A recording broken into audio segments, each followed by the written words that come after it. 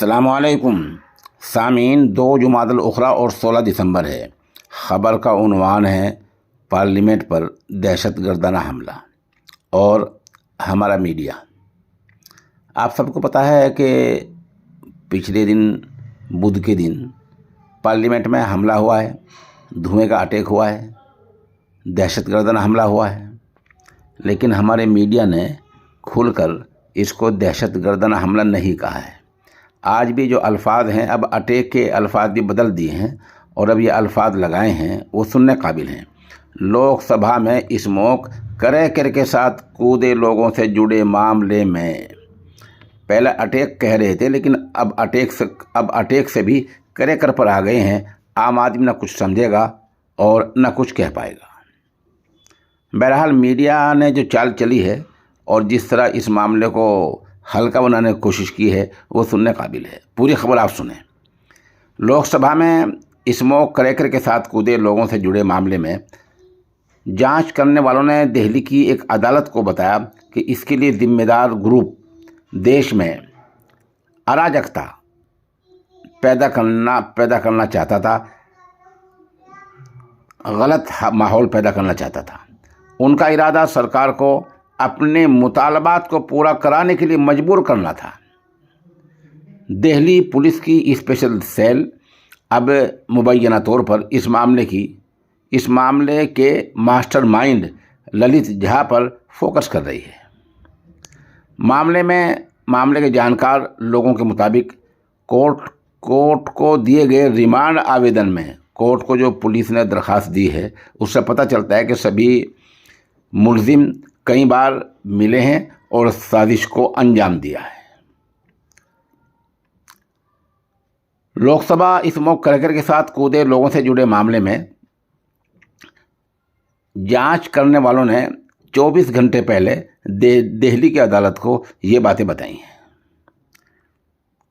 उधर पुलिस ने ललित झा का 7 दिन का रिमांड लिया है और उससे पहले आपको पता ही है कि ललित झा को गिरफ्तार नहीं किया गया, बल्कि ललित झा ने खुद सपुर्दगी की है, आत्मसमर्पण किया है।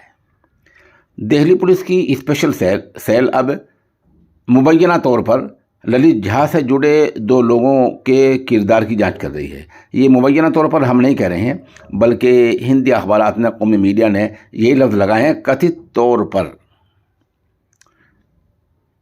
जिन लोगों की जांच की जा रही है उनकी पहचान राजस्थान के नागौर के रहने वाले 2 भाइयों कैलाश कुमावत और महेश कुमावत के रूप में हुई है।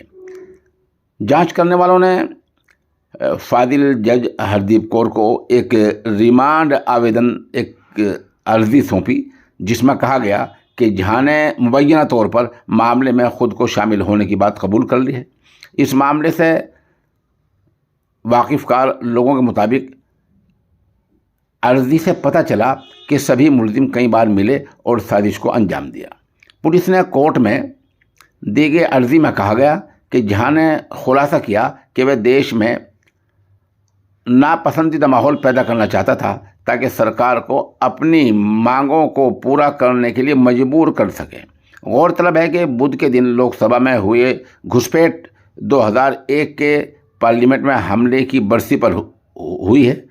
इस मामले में पकड़े गए सभी मुलजिमों ने सबसे पहले मुजाहिद आज़ादी भगत सिंह को वक्फ एक फेसबुक पेज के अरकान के रूप में बातचीत शुरू की।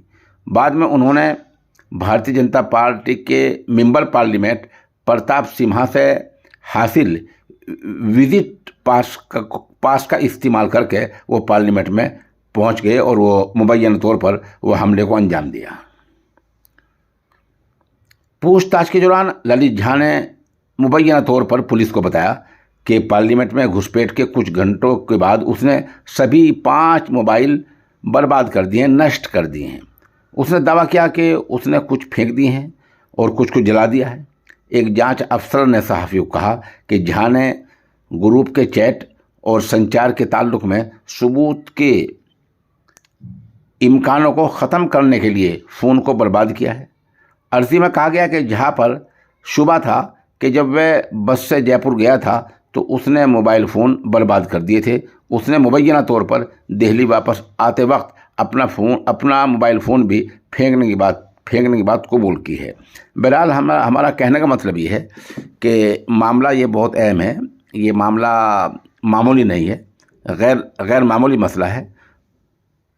हिफाजती दायरे को पार करना, धुएं की कैन पार्लियामेंट में लेकर पहुंचना और इस तरह 2 आदमियों को कूदना, 2 का बाहर मुजाहरा करना और किसी के घर मीटिंग होना और 1 साल से बराबर मिलते रहना, बातचीत करते रहना, मनसूबाबंदी करना, ये मामला ऐसा नहीं है जिसको आप करें या अटैक से ताबीर करें।